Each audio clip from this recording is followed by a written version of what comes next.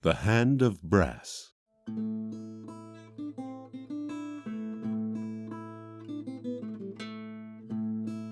Episode 18. Prophecies. King Arsino stood in his study, gazing out a large window overlooking the city. Beside him stood a dwarf with an intricate golden ceremonial hat and stark white garb, the Archbishop of Acilia. Your Grace, why is it that you send these three to their deaths? Surely you could have just hung them as is befitting such heresy. Speaking of malness is not heresy. Yes, but claiming malness to be on this plane is a mark of heathen corruption and falsehood. You know as well as I that malness does not lie here within the mortal realm. You saw the brass hand, as did I. No human has ever borne a dwarven prosthetic. Mayhaps these charlatans had a rogue smith build them a flawed version. Then it would be made of steel, not brass. No such prosthetics have ever been made from brass. Bronze, long ago, yes. Iron then, and now steel. Never brass. Arsino looked at a letter on his desk, a message from Berenia calling for their aid and alliance some 4 months ago. If our brass-handed friend returns victorious, then Adon is truly with them. By that we shall know they hold no falsehoods.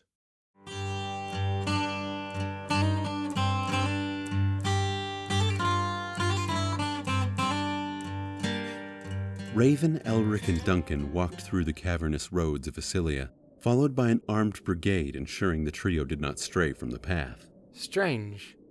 Considering the reports of surging troglodyte, you'd think we would have seen some sign of one by now. Don't jinx us! They could be peeking around the corner waiting to strike at any moment now that you said that. That's exactly what your mother would say. She taught me everything I know about being careful in a dangerous world. You can't just take things at face value. It's foolish to tempt the fates. You have more of your father in you than you think. You're impulsive, like your old man. Raven started to protest, but stopped. Duncan did have a point. I'm pretty sure Mother wouldn't have approved of me joining a foreign nation's rebellion and overtaking a kingdom. Sure, she may have done it during the Civil War, but that was with her own people. You have to look out for yourself first. You never did finish your story. Why was the trip to Acilia sullied? Oh, well, the long and short of it, I thought it would be a great idea for us to go for a swim over by Saltspire River. Your mother and I were, well, let's just say we weren't wearing much. Oh. Then the current swept me away down a waterfall. Floundering around, my leg got caught between some stone, and Eldar had to make me a new one. What? That's how you lost your leg? You know how I lost my leg. I told you, that night we got into that bar fight. Bar fight? I must have been really off my head. I don't remember this at all. I'd always thought you lost it in the throes of valor at some great fight. Not in the throes of, being naked dangling from a waterfall. I'd rather lose a limb in the name of passion than valor any day. I suppose Mum wasn't too impressed. She didn't talk to me for a week after that incident. Hold. You hear that? Unfortunately, I do. The trio reached a point where the tunnel sloped down. We'll go no further. Adon be with you, fools. Duncan dropped his bag and pulled out a heavy iron chain. What do you need that for? You'll see soon enough. Duncan led the way down the sloped tunnel, Elric following with a lantern, tailed closely by Raven. The tunnel then opened up into a large pit. The smell of rotting corpses wafted to their nostrils, assaulting their senses with the sickly stench of death and decay. Looking down into the pit, they saw that only 2 troglodytes sat devouring the fresh corpse of a dwarf. Looks like the reports are false? Or perhaps they're all out hunting. I'll go down there as bait, and you swoop behind. Wait, what? Duncan? Before Elric could ask for a more detailed plan, Duncan leapt down and swung his heavy chain as if to taunt the beasts. Hey there, boys. Put your appetizer forks down. It's time for the entree. The troglodytes leapt into action, both charging toward their fresh prey. Duncan tumbled between the beasts, causing them to crash into one another. Shaking off their blunder, they took chase. Elric and Raven sprang forward, weapons drawn. Raven struck hard with her Morning Star on one creature's back, as Elric struck low at its leg, slashing deep into its thigh. Meanwhile, the second troglodyte chased Duncan, striking wildly, trying to catch its prey. Duncan, with newfound agility, dodged this way and that. The injured troglodyte slashed Elric on the arm, shedding blood and dust. Then lashing out with the other claw, it grabbed Elric and pinned him to the ground. Its maw opened, revealing razor-sharp teeth as it moved to bite down on Elric's throat. Father! Raven's morning star struck true, caving in the troglodyte's skull. Duncan swung the iron chain and through a dance of evasion dodged the remaining troglodyte's claws while wrapping the chain around the beast, causing it to lose balance and land face first in the dirt. Raven raised her morning star to finish it. Wait! What? We need this one alive. King Arsino sat on his obsidian throne with the archbishop hovering next to him. They were listening to the dispute between two merchants over some trade agreement gone awry. And by that right, she owes an additional 9%. I most certainly do not.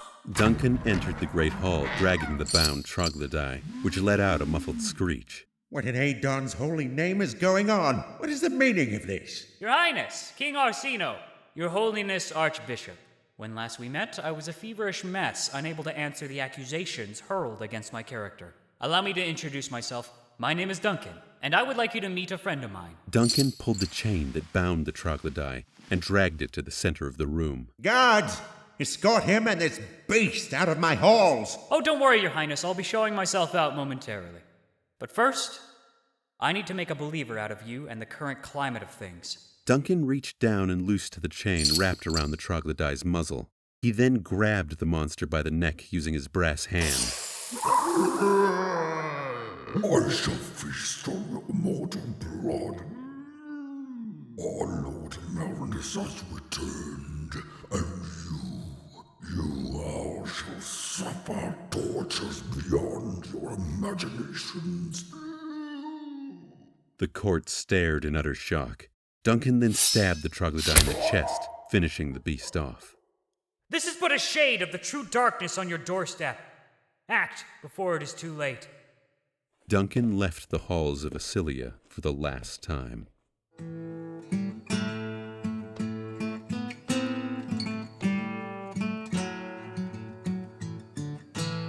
Duncan, Elric, and Raven were walking along a dirt road. Far from Acilia and the Horisane Mountains, Duncan took a deep breath, taking in the fresh air. Eventually they found themselves at a crossroad. Duncan stopped and looked west. Are we stopping, Duncan? Duncan glanced at Elric, noticing the dust on his shoulder. This is where we part ways.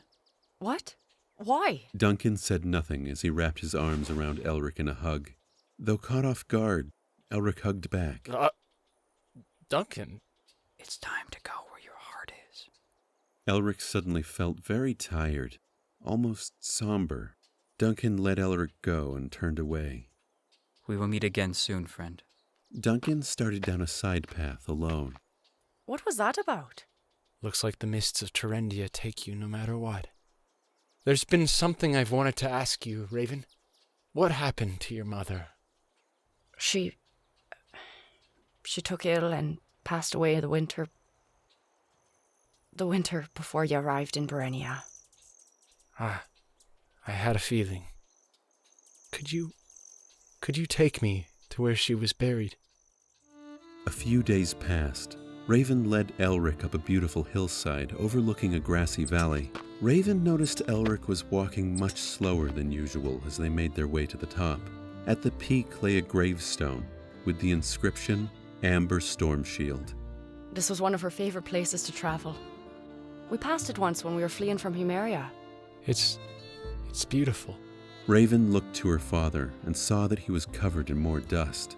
I'm sorry I wasn't there. No, I'm sorry for not understanding. We're a couple of sorry saps, so they say. Yes we are. I made this for you. Elric handed his daughter something wrapped in a piece of cloth.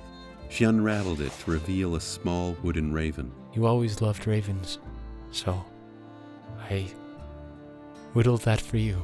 Elric took his axe off his back and dropped it to the ground. Everything was feeling so heavy. He was so tired. I love you, Father. I love you too, sweetheart. Elric walked to Amber's grave and placed a hand on it. The dust from his hands started falling.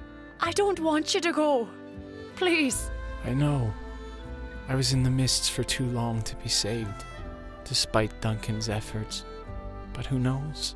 Maybe the mists are not done with me yet. Father, please. I feel like we just started Hey, to... shh. It's all right. I'll be back in the wink of a cat. And with that, Elric was gone as dust on the wind.